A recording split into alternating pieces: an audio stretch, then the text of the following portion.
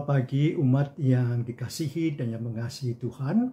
Kita akan mengadakan persekutuan doa pagi GKI Samanhudi pada hari ini, Jumat 1 Maret 2024. Mari kita awali persekutuan doa kita dengan nyanyian, yaitu Kidung Jemaat nomor 293.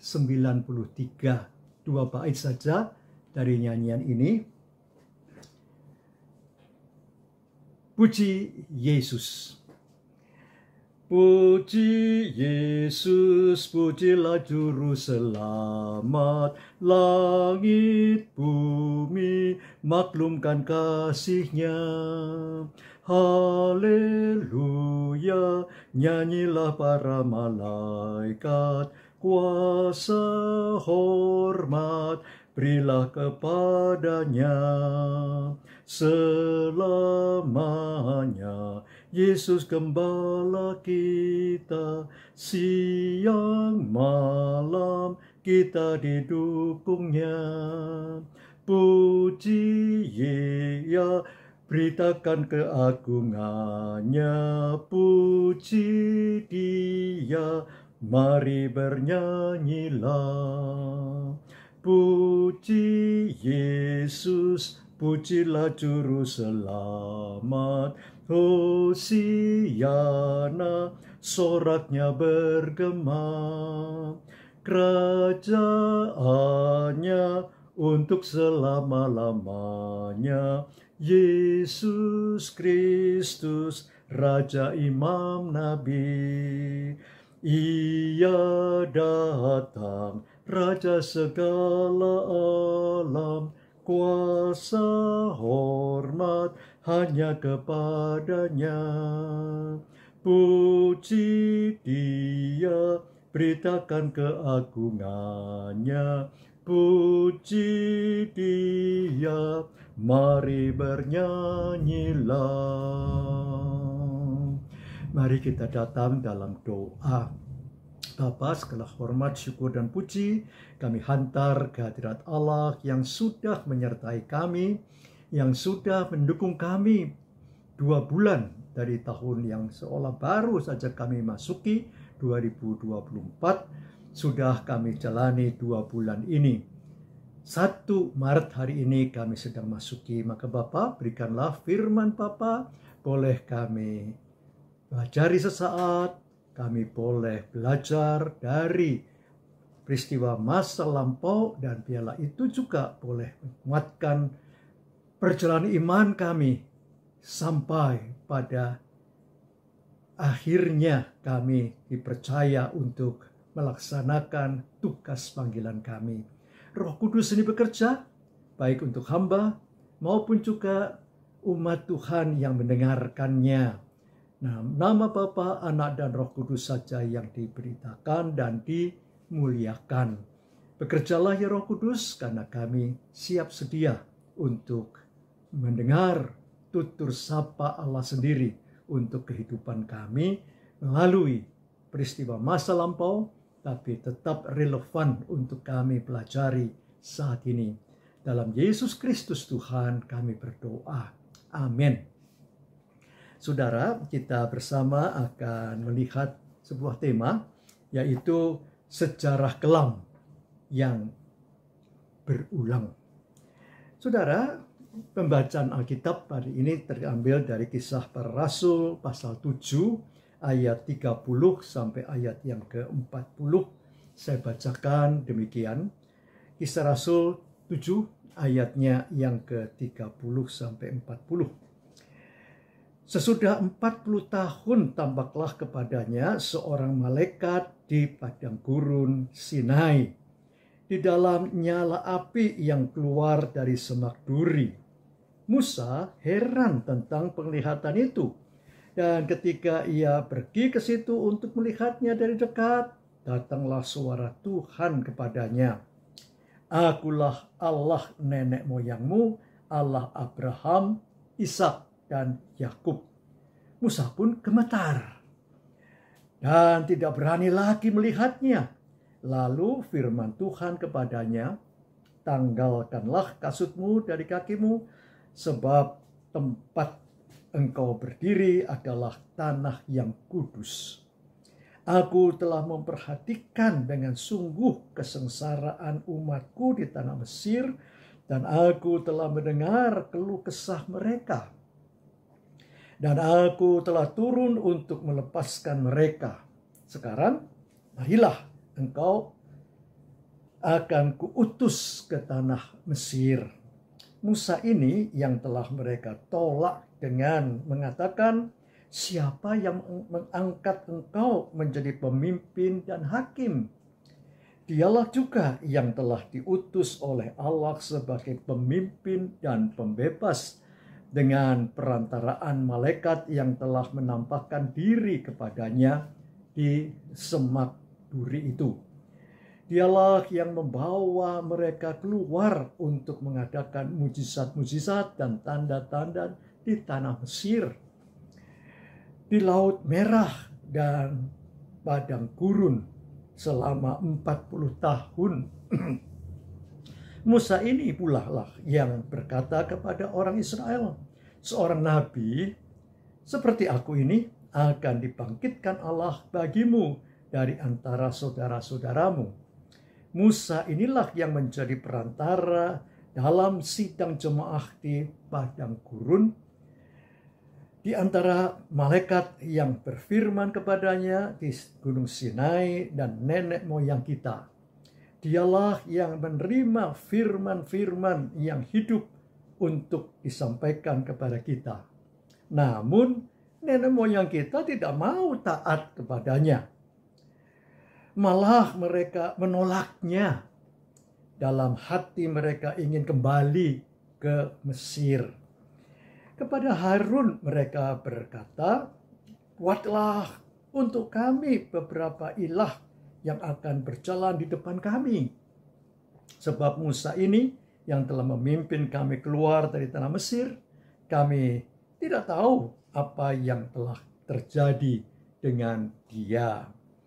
Sampai di sini apa yang dikatakan sebenarnya hal ini oleh Stefanus di depan mahkamah agama waktu itu. Berbahagia kita semua saudara yang bersedia mendengarkan firman Tuhan dan yang memeliharanya. Hosiana. Saudara yang dikasihi dan yang mengasihi Tuhan, kalau kita bersama mempelajari apa yang terjadi dengan pergumulan masa lampau, pasti kita juga tidak ingin hal itu terulang.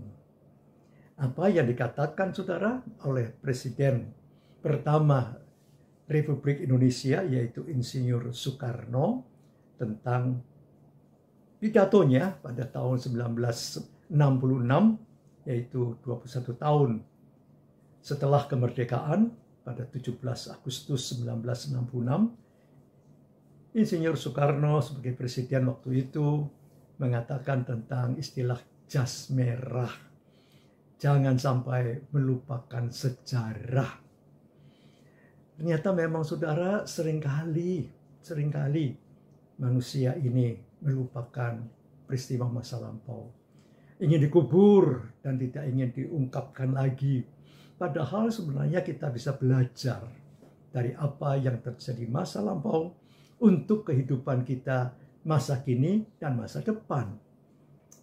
Maka saudara, ada ungkapan tentang hal yang sering terjadi ini, yaitu tema kita mengatakan tentang sejarah kelam yang berulang. Yaitu apa saudara? Ada ungkapan peribahasa yang mengatakan bahwa jangan menjadi seperti keledai bodoh yang jatuh pada lubang yang sama. Nah saudara, namanya keledai beda memang dengan kuda. Keledai itu adalah senantiasa diberikan identitas sebagai binatang yang bodoh. maka dikatakan keledai itu bisa jatuh pada lubang yang sama. Tetapi yang indah, saudara, ternyata apa makna dari ungkapan itu? Bahwa ternyata jangan kita menjadi bodoh dalam kehidupan ini seperti seekor keledai. Memang keledai itu diidentifikasikan sebagai binatang yang bodoh, yang tolol, katakan begitu. Maka seperti keledai, kalau orang yang harusnya bisa berpikir, bisa mengambil keputusan yang berhikmat, tetapi ternyata seperti seekor keledai.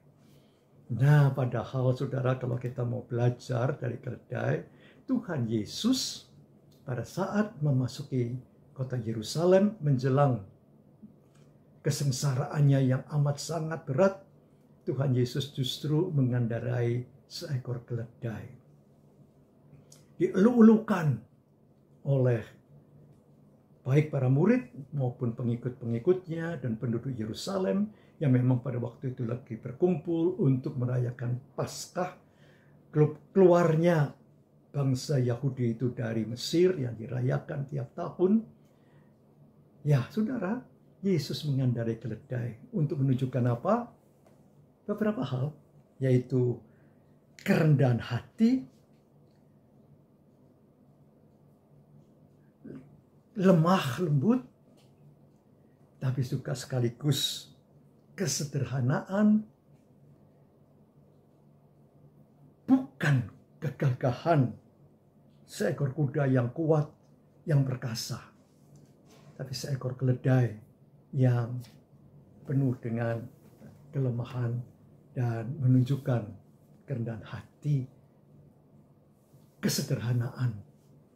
Tapi justru orang menolak pada waktu itu, dan Yesus harus menanggung dosa manusia melalui salib. Dan salib itu, saudara, adalah lambang hukuman waktu itu sebagai hukuman yang terberat. Tidak ada hukuman di zaman Romawi itu yang terberat selain salib. Kalau ada hukuman yang terberat, maka Tuhan Yesus harus mengambil itu. Ceritanya pada masa Jepang itu ada hukuman picis. Yaitu apa? Orang itu diikat di tengah alun-alun, kemudian orang suruh lewat itu dan suruh noreh tubuhnya, suruh melukai orang itu sampai orang itu kemudian berdarah-darah dan meninggal. Waduh, jadi luar biasa sakitnya, bukan? Kalau itu langsung dipancung misalnya, langsung meninggal, atau dijerat misalnya, ya, atau ditusuk pedang misalnya, itu bisa langsung tidak berasa. Tapi kalau di hukuman picis pada masa Jepang untuk Psy War, sebenarnya orang-orang Jepang yang waktu itu sedikit, tapi ingin menunjukkan keperkasaan dan kekuasaannya melakukan hukuman itu. Nah, saudara, ternyata Tuhan Yesus harus mengalami hukuman yang terberat, yaitu salib, agar supaya apa? Supaya dosa manusia yang paling berat, apapun dosa itu, sanggup Tuhan Yesus angkat di salibnya, karena ia telah mengalami hukuman yang terberat. Kalau saudara, hukuman yang Tuhan Yesus itu terima adalah hukuman pencuri atau penjamret, maka kelas-kelas pencuri dan penjamret yang bisa diampuni oleh Tuhan Yesus. Tapi Yesus bisa mengampuni entah itu pembunuh, entah itu pemberontak, entah itu pemerkosa, apa saja yang berat-berat, Yesus sanggup mengampuninya karena ia mengalami hukuman yang terberat itu.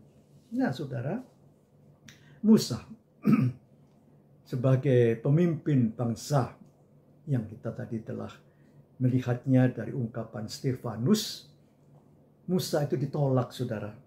Ayat 35. Musa ini yang telah mereka tolak dengan mengatakan, siapa yang mengangkat engkau menjadi pemimpin dan hakim? Nah, ternyata saudara, sekarang Stefanus yang ditolak juga oleh orang-orang Yahudi sebagai pemberita Injil. Dan sebelumnya saudara, Yesus juga sebagai sang juru selamat dan penyelamat itu ditolak juga oleh umat Israel dan mengatakan di hadapan Pontius Pilatus pada waktu itu, salibkanlah dia dengan teriak-teriak. Kalau engkau tidak menyalibkan dia, engkau bukan sahabat kaisar. Coba bayangkan. Jadi saudara, kita boleh belajar masa lampau peristiwa Musa yang ditolak oleh orang-orang Yahudi yang pada waktu itu justru ditolong oleh Musa. Ceritanya saudara, ada dua orang yang berkelahi, satu itu orang Mesir, satu orang Yahudi. Dan kemudian Musa membunuh orang Mesir itu. Dan kemudian peristiwa itu diketahui oleh banyak orang Yahudi. Suatu ketika dua orang Yahudi yang sekarang berkelahi, Musa coba untuk melerainya, mendamaikannya. Maka kemudian ungkapan yang kita baca tadi dari ayat 35 bagian A, Musa ini yang telah mereka tolak untuk mengatakan, siapa yang mengangkat engkau menjadi pemimpin dan hakim. Nah saudara, ternyata toh Tuhan memanggil Musa ini melalui pembacaan kita tadi dengan semak berduri yang menyala di Sinai itu, dan kemudian menunjuk Musa sebagai pemimpin bangsa itu dan memberikan Tauratnya, memberikan 10 hukum untuk umat Israel itu, dan bahkan kita sampai sekarang boleh menerima 10 hukum tadi. Nah saudara, di dalam Tuhan, jangan sampai kita melakukan pengulangan hal-hal yang terjadi masa lampau, kemudian kita terapkan untuk masa kini. Nah, biarlah saudara, kita boleh melewati berbagai keputusan-keputusan dalam iman untuk apa? Sejarah kelam masa lampau itu tidak berulang. Justru yang baru, justru yang kreatif juga, mungkin bersama Tuhan sendiri kita akan melakukan tugas panggilan kita. Jangan takut saudara, karena apa? Karena memang Tuhan yang menolong, Tuhan yang menyertai, Tuhan yang memimpin kita semua dalam perjalanan iman itu. Sehingga ada sukacita, sehingga ada pertolongan-pertolongan Tuhan yang terjadi. Saudara, masa Musa saat membawa keluar orang-orang di Mesir itu ada 10 bala. Yang terakhir ada anak sulung laki-laki di rumah yang tidak ada tanda darah yang dioles di pintu masuk rumah, itu pasti mati anak sulung laki-laki, baik itu manusia maupun hewan. Coba bayangkan ketika terjadi gempar saudara, tangisan dan teriakan, dan umat Israel kemudian sudah siap untuk keluar eksodus dari tanah Mesir itu yang dipimpin oleh Musa. Nah, tapi saudara, dalam perjalanan itu ternyata umat Israel itu kembali murtad tadi dalam pembacaan, minta Harun untuk apa? Untuk membuat ilah. Dan Harun karena takut saudara, membuat anak lembu emas itu, dan mereka kemudian menari-nari menyembah anak lembu emas itu. Sehingga pada waktu Musa turun dari Gunung Sinai itu, wah, kemarahannya yang luar biasa Musa, dan menghukum orang Israel itu. Saudara, jangan sampai kita ingkar tentang panggilan Tuhan dalam iman, dan kita boleh berjalan bersama-sama Tuhan. Sehingga sejarah masa lampau yang mungkin kelam dalam hidup kita tidak kita ulang. Sehingga kita tidak seperti keledai bodoh yang kemudian terjerumus jatuh ke lubang yang sama. Saudara, biarlah kita senantiasa boleh belajar dari perjalanan hidup baik kita maupun sesama kita untuk tetap takut kepada Tuhan, menghormati Dia, dan mengagungkan namanya sepanjang kehidupan saudara dan saya. Tuhan memberkati saudara. Amin. Kita sambut saudara renungan kita ini dengan sebuah nyanyian dari Kidung Jemaat. Saya telah memilih sebuah nyanyian, yaitu nomor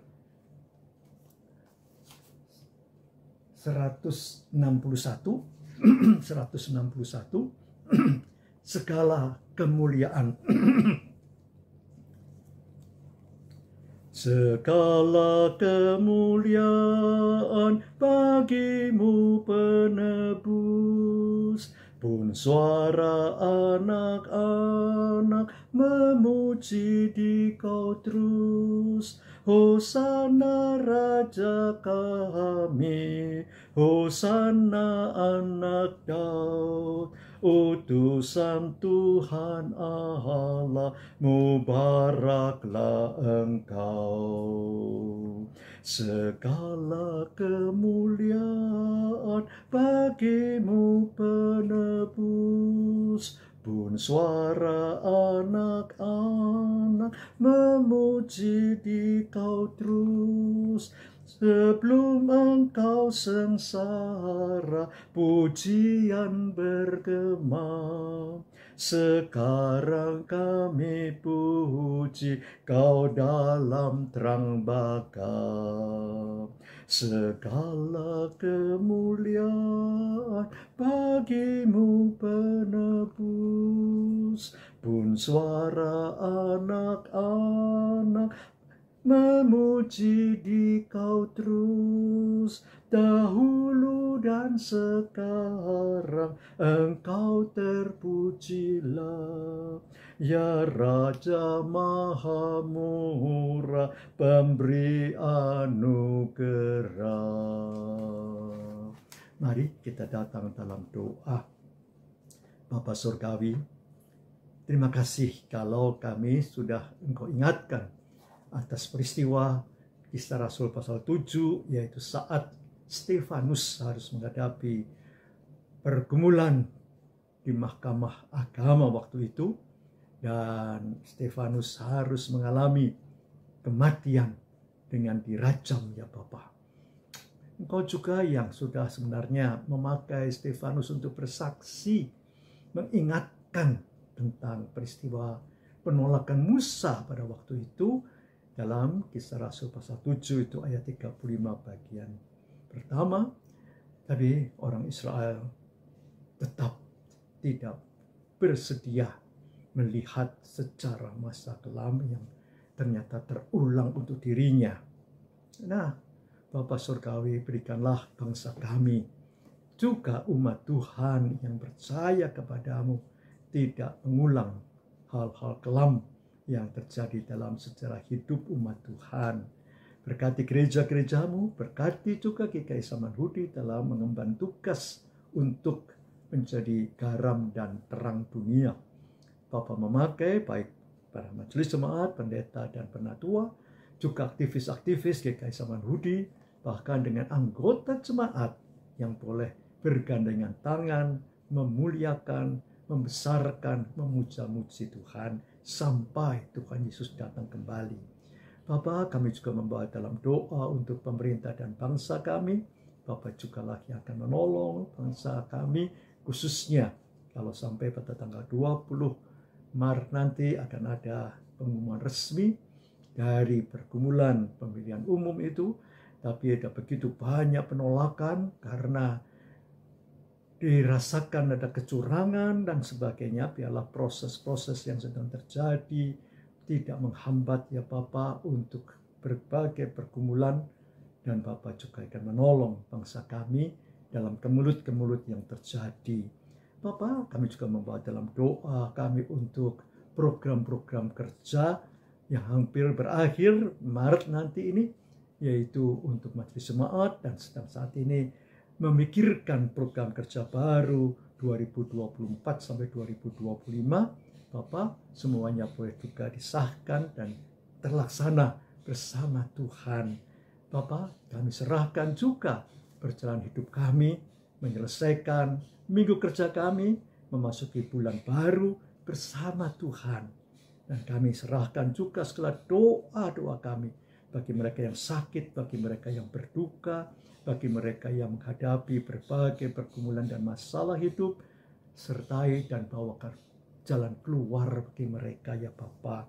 Terimalah doa kami, terimalah doa saat ini, karena kami hanya dapat mengalaskannya dalam satu pengantara kami yang hidup dan setia, Yesus Kristus Tuhan. Terima kasih Kristus, pengantara agung kami kepada Bapa, yang mendengar, menjawab sepanjang itu berkenan kepadamu. Terima kasih Kristus. Amin. Tuhan memberkati saudara kini dan selama-lamanya. Amin.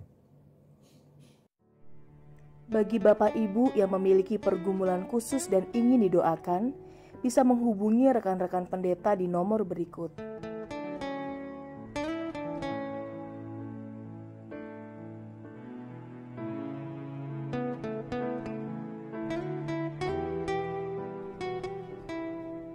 Tuhan Yesus memberkati.